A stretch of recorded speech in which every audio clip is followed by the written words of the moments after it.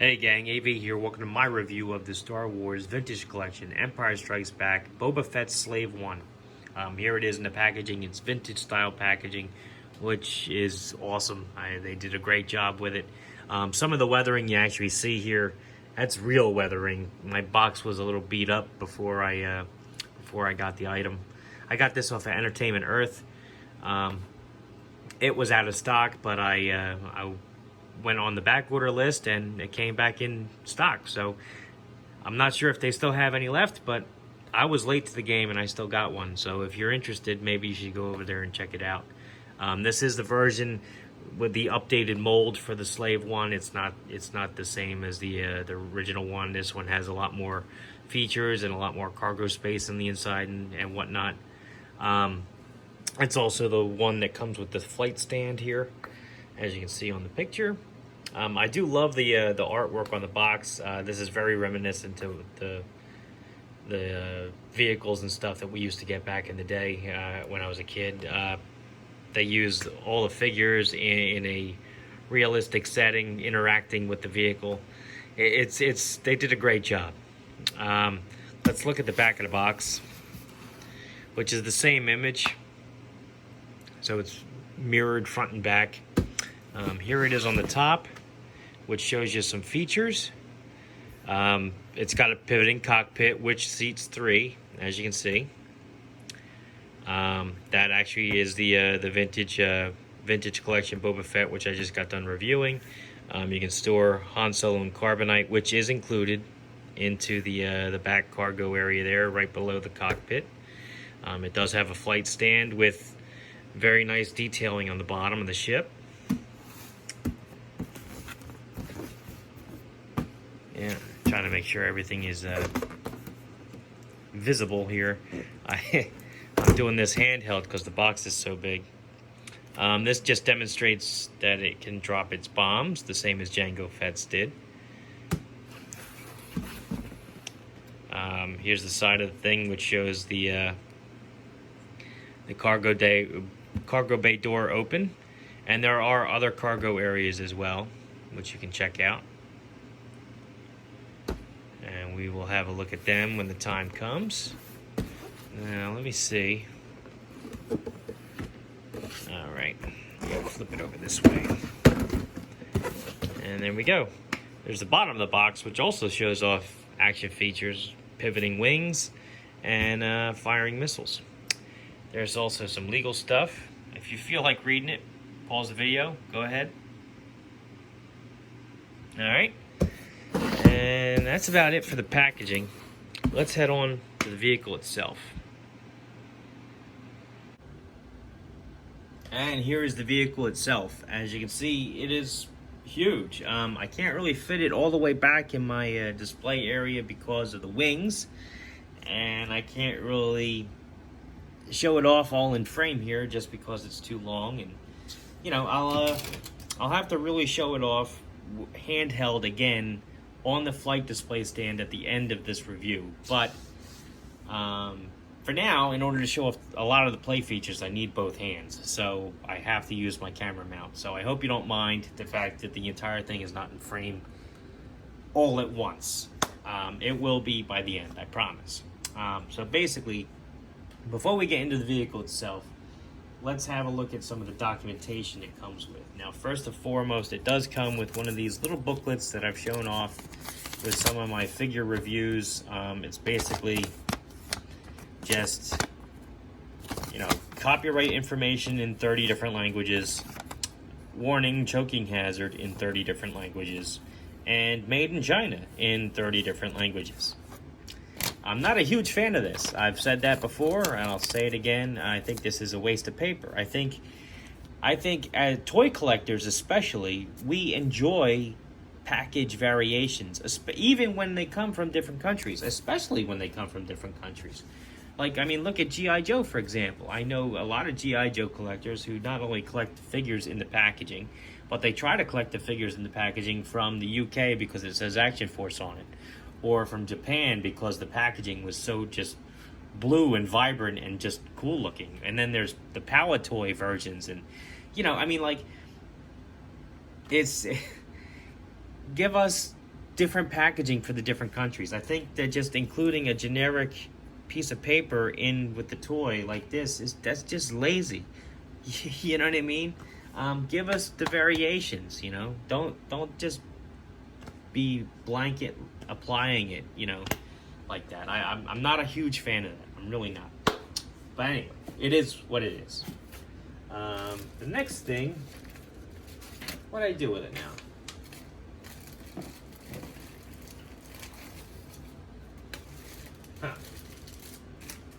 I seem to have lost the sticker sheet.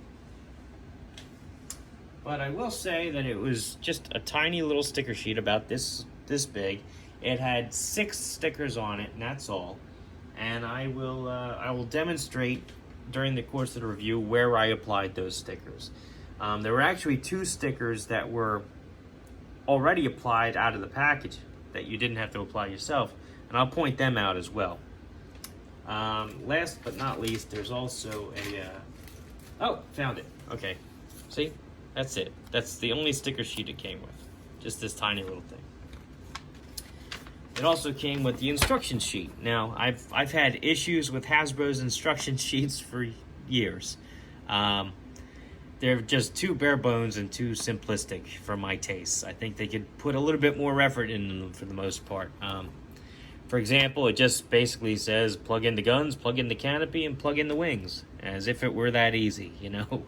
The wings especially gave me quite a hassle. There's actually like a small tab that's barely noticeable that you have to line up with a slot on the inside of the porthole. So if you don't have that lined up properly, you're going to be, you know, using all your strength to get that wing in there, and it will fit because the tab itself is pretty small, but it won't line up properly, and you'll be fighting to get the wings to work correctly.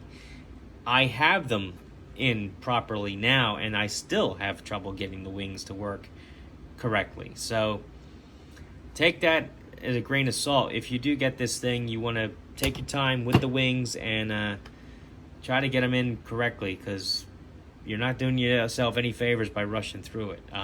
Secondly, the canopy, it is connected by a very weak hinge, in my opinion.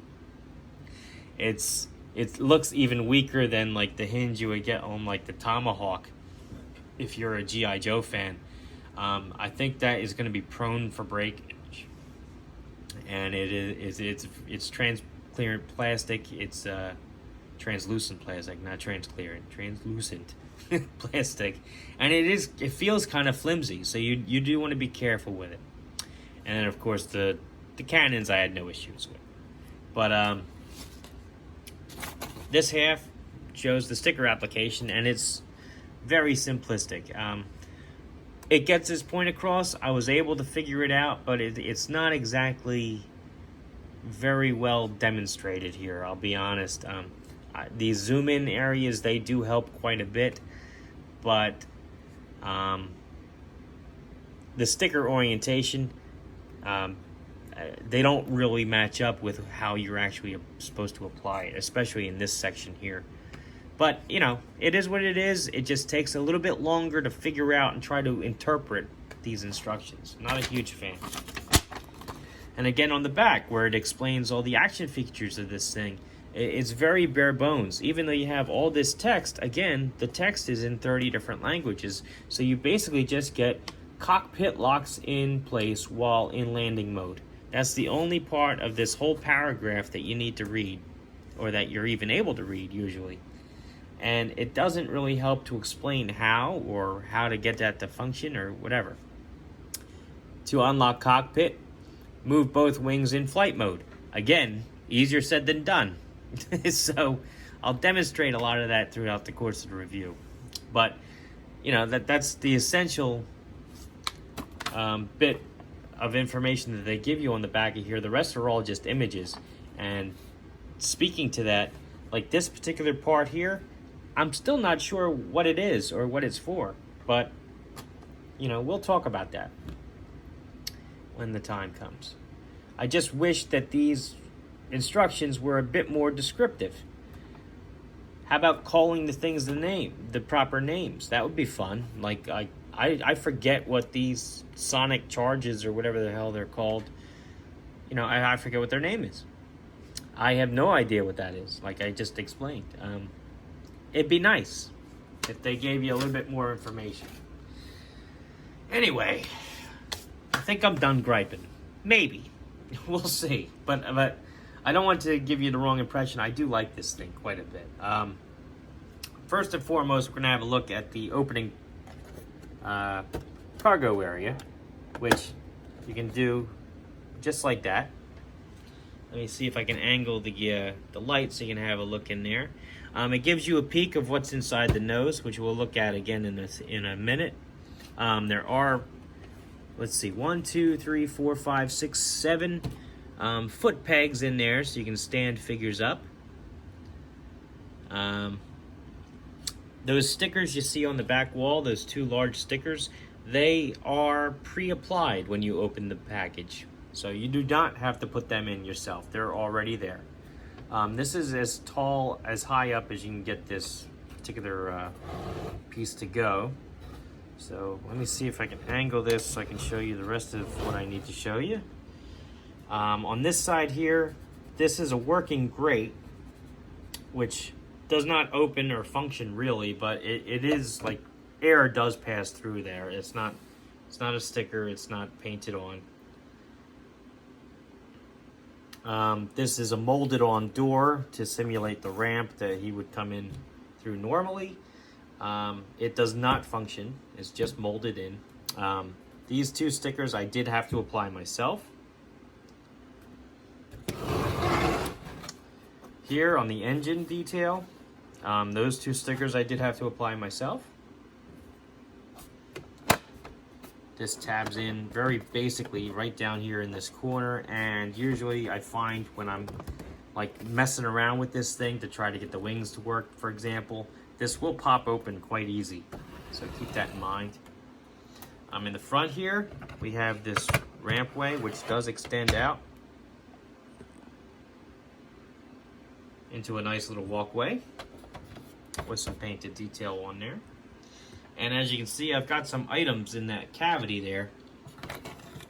Basically Boba Fett's items that I can't store on the figure itself while he's piloting the ship.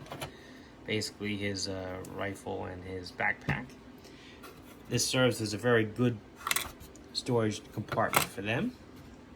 And up here, there's this little tab that opens up the cargo area inside the nose. And this cargo area contains this box, which kind of looks like a stasis unit to me. If I had to guess what this was, I'd say you'd probably put a figure in here. Like, let's say he captures Luke Skywalker. The figure does fit in there quite well.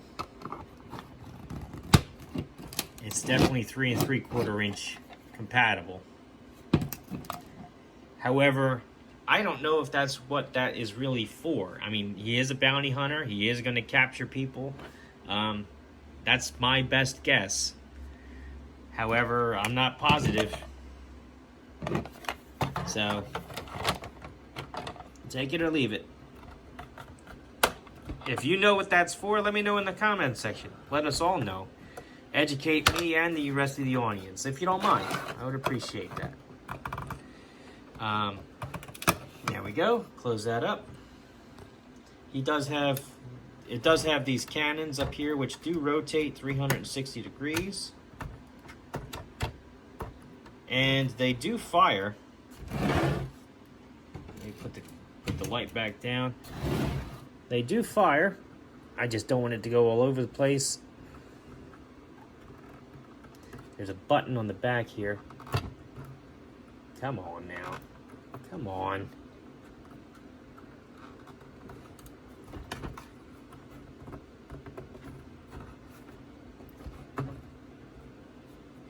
Alright. You're going to make it. There it is. Wow. That button is kind of recessed. It doesn't want to go for me. The other one shot easier before I started filming. I didn't try this one. But it does work. It just doesn't want to. There we go.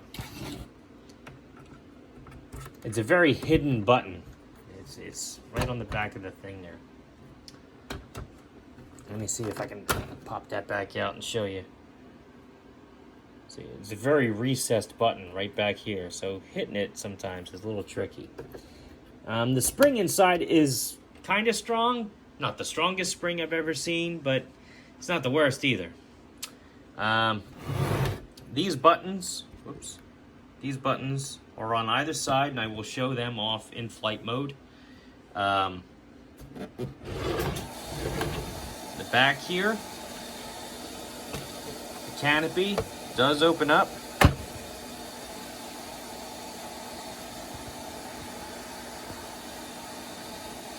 And the canopy itself will lock open, but that's such a fragile tab, it makes me nervous every time I do it. And it'll probably make you nervous too. So don't be afraid. Well, yeah, be afraid. Be careful with it. That's what I'm driving at.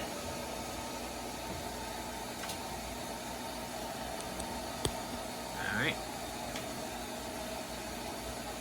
Now this should be locked because I'm in landing mode. There it is. Okay. There's a tiny tab.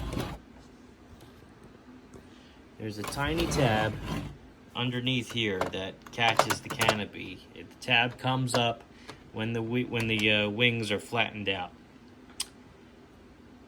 Doesn't always catch though, because this is on a gyro, so it kind of goes wherever it feels like until you actually put it in the proper position.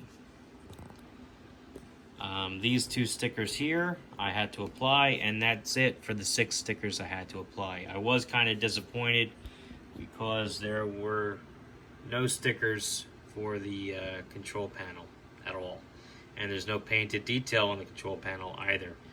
It's a shame. They did very good to detail it, but they didn't bother to paint it or give you any stickers, so that's kind of a bummer. In the back, as you can see, storage compartment for the Han Solo and Carbonite. This is the exact same mold as the Jabba's Palace Han Solo in Carbonite. It is exactly the same, exactly.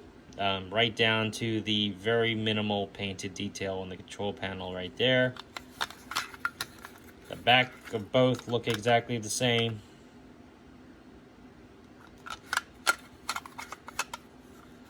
The other sides look exactly the same.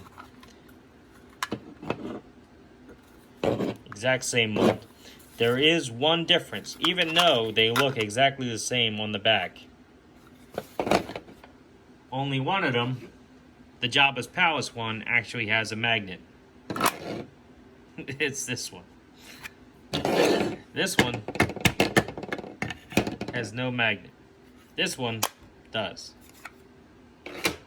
So the one that comes with Slave 1 does not have a magnet in it. And now I think we're ready for the flight stand. So let's get that set up here. Off camera, I'm gonna have to do this. The wings require both hands to actually get them to lock properly. So I'll do that really quick before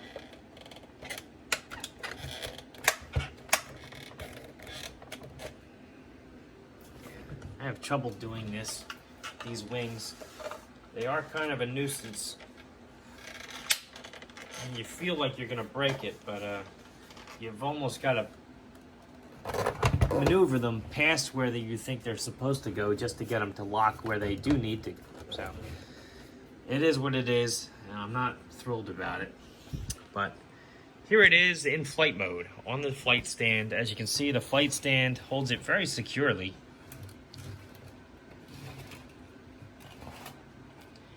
And it has the Mandalorian sigil right there in the base, which is very cool. I am worried about this, so let's finish what I have to do inside of here before I continue to spin the thing around. As you can see, I got Boba Fett in there now. This cockpit houses 3 people, and it's got the tabs to hold the figures in place. However, I will say that those tabs are kind of a pain to mess with, especially for a character like Boba Fett, because he's got his gun holster, he's got his pockets, he even has his cape, all of which gave me a tough time actually getting the figure into that cramped space, and then those 2 tabs around his waist. I had to get all of his legs in there in order to get it. I mean, obviously it got it to work, but it wasn't easy. I think it could have been easier. Let's put it that way. The cockpit, it's nice. I do like the fact that you can fit 3 figures in there. However, I'm not sure who else you would have in there besides Boba Fett. I am disappointed that they didn't detail the cockpit controls, but I've already mentioned that.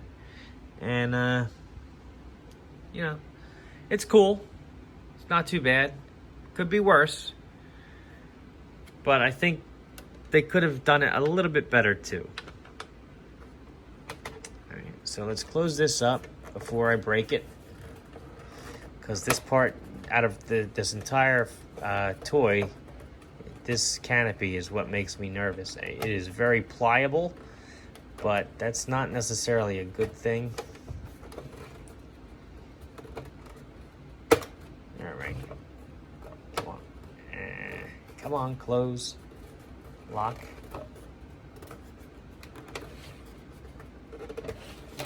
Can't get that tab. All right, close enough. So here's the detail on the back. As you can see, it looks very nice.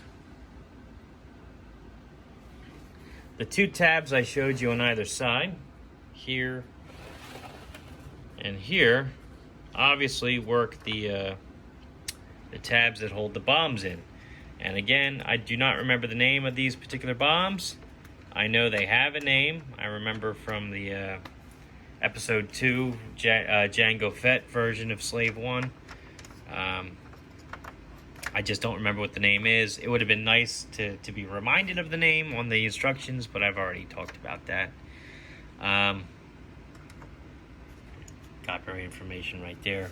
All in all, this is a great vehicle. I do like it. I am being a little bit nitpicky with it, and I do apologize for that. However, I mean, this was like 120 or 150 bucks, I think.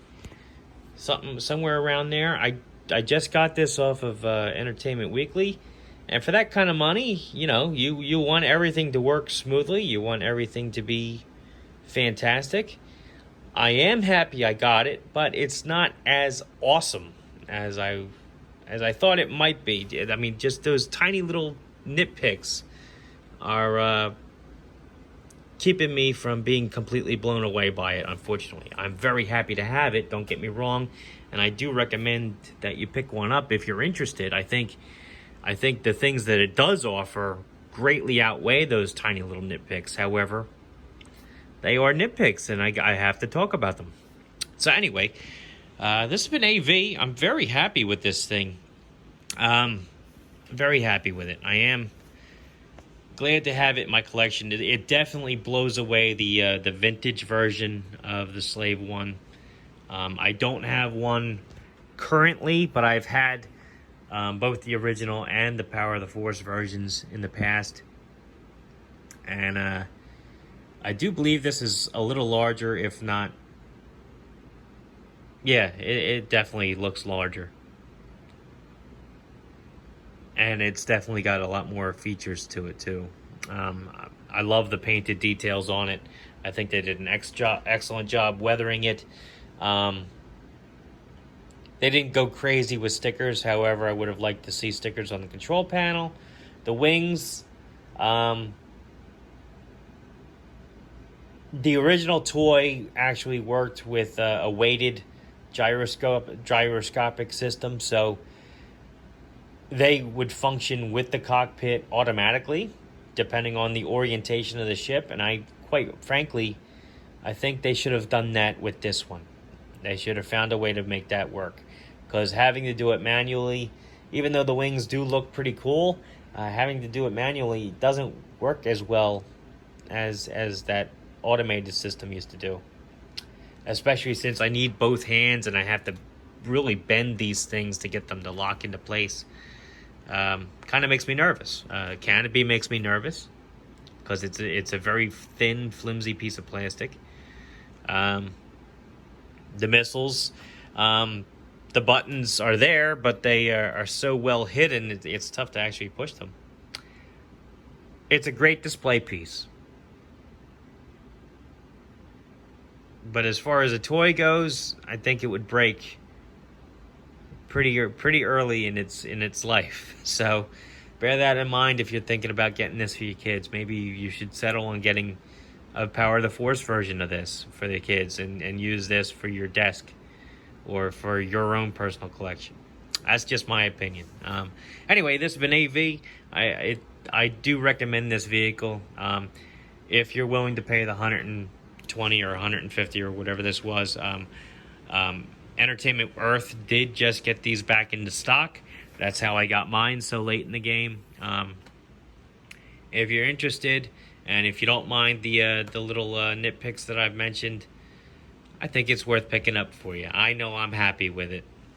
As an adult collector, I will have this on display and be very proud of it. So, anyway, this has been AV. Take care.